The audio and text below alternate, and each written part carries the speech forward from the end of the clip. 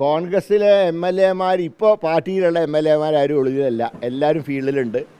പാർട്ടിയിലില്ലാത്ത ഞങ്ങൾ മാറ്റി നിർത്തി ആരെങ്കിലും ഒളിവിൽ പോയിട്ടുണ്ടെങ്കിൽ കണ്ടുപിടിക്കേണ്ട പോലീസാണ്, അത് ഞങ്ങളുടെ ജോലിയല്ല. സസ്പെൻഷൻ നടപടിയുള്ള ഒരാളുടെ എന്ത് നടപടിക്കും പാർട്ടി ഉത്തരവാദിത്വമില്ല. ഒളിവിൽ പോയിട്ടുണ്ടെങ്കിൽ കണ്ടുപിടിക്കേണ്ടത് സർക്കാരാണ്. ഇല്ല, അത് അദ്ദേഹം സ്വന്തം നിലയ്ക്കാണ്, ഇനി അങ്ങോട്ട് കയറ്റണ്ടെന്ന് പറഞ്ഞിട്ടുമുണ്ട് പാർട്ടി. ഒരു സസ്പെൻഡ് ചെയ്ത ആൾക്കാരെ പങ്കെടുപ്പിക്കരുത് എന്ന് തന്നെയാണ് പാർട്ടി കൊടുത്തിട്ടുള്ള നിലപാട്.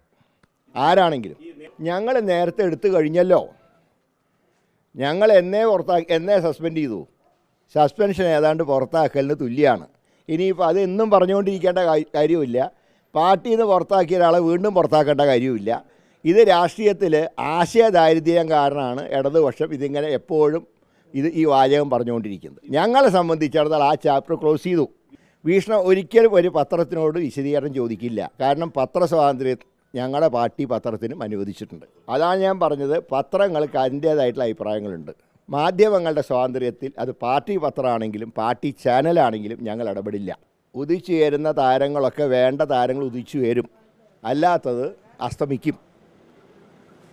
ഞങ്ങൾക്ക് വളരെ ശുഭപ്രതീക്ഷയാണ്. തിരുവനന്തപുരം കോർപ്പറേഷൻ മാത്രമല്ല, കേരളത്തിൽ മൊത്തത്തിൽ UDF അനുകൂലമായിട്ടുള്ള ശക്തമായിട്ടുള്ള വികാരമുണ്ട്. അത് ഈ തെരഞ്ഞെടുപ്പിൽ പ്രതിഫലിക്കും. ഡിസംബർ 13-ാം തീയതി മഹാഭൂരിപക്ഷം തദ്ദേശ സ്വയംഭരണ സ്ഥാപനങ്ങളിലും UDFൻ്റെ ഭരണസമിതികൾ നിലവിൽ വരും. സെമി ഫൈനലിലെ വിജയം ഫൈനലിലെ ഞങ്ങളുടെ വിജയത്തിന് ശക്തി കൂട്ടും. അപ്പോൾ വിജയം ഞങ്ങളെ സംബന്ധിച്ച് ഉറപ്പാണ്. തിരുവനന്തപുരം നഗരത്തിൽ 55 വാർഡുകൾ മിനിമം ഞങ്ങൾ പിടിക്കും. ഉറച്ച തീരുമാനമാണ്. 55 വാർഡുകൾ, കവടിയാർ, ശാസ്തമംഗലം, പേട്ട ഉൾപ്പെടെ ഉള്ള വാർഡുകൾ. അതിൽ കവടിയാർ ഞങ്ങളുടെ സിറ്റിംഗ് വാർഡാണ്. കഴിഞ്ഞ തവണ നഷ്ടപ്പെട്ടു പോയ പ്രധാനപ്പെട്ട വാർഡുകൾ. ഞാൻ ശാസ്തമംഗലം എന്ന് പറയാൻ കാരണം ശാസ്തമംഗലം പേട്ടയും BJPയുടെയും CPMൻ്റെയും മേയർ സ്ഥാനാർത്ഥികൾ മത്സരിക്കുന്ന വാർഡുകൾ ഉൾപ്പെടെ ഇത്തവണ ഞങ്ങൾ നല്ല ഭൂരിപക്ഷത്തോടെ വിജയിക്കും.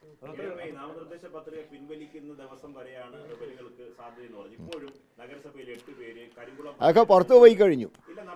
നടപടി എടുത്തു. റിവലുകൾക്കെതിരായിട്ടല്ലേ നടപടി എടുക്കാൻ പറ്റും. CPMമാർക്കെതിരെ നടപടി എടുക്കാൻ പറ്റും. ഇപ്പോൾ ശ്രീകണ്ഠൻ മത്സരിക്കേണ്ട പഴയ ബ്യൂറോ ചീഫ്, ഞങ്ങൾക്ക് നടപടി എടുക്കാൻ പറ്റും. അത് CPM അല്ല എടുക്കണ്ടേ.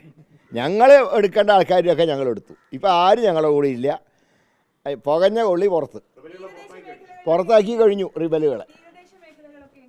തീരദേശമാണ് ഞങ്ങളുടെ ഏറ്റവും കരുത്തുള്ള മേഖല. കാരണം അവരുടെ ആ വാർഡുകൾ നിർദാക്ഷിണ്യം വെട്ടിമുറിച്ച് അവരെ പ്രയാസത്തിലാക്കി. അവർക്ക് ലഭിക്കേണ്ട ആനുകൂല്യങ്ങൾ പോലും ഇല്ലാതാക്കിയ സർക്കാരിനെതിരായിട്ടുള്ള വികാരം തീരദേശങ്ങളിൽ അതിശക്തമാണ്.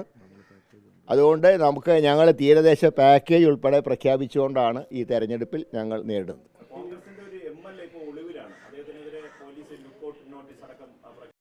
ഏറ്റവും പുതിയ വാർത്തകളും വിശേഷങ്ങളും വിരൽ തുമ്പിലറിയാൻ Zee മലയാളം ന്യൂസ് എല്ലാ ഡിജിറ്റൽ പ്ലാറ്റ്ഫോമുകളിലും ലഭ്യം.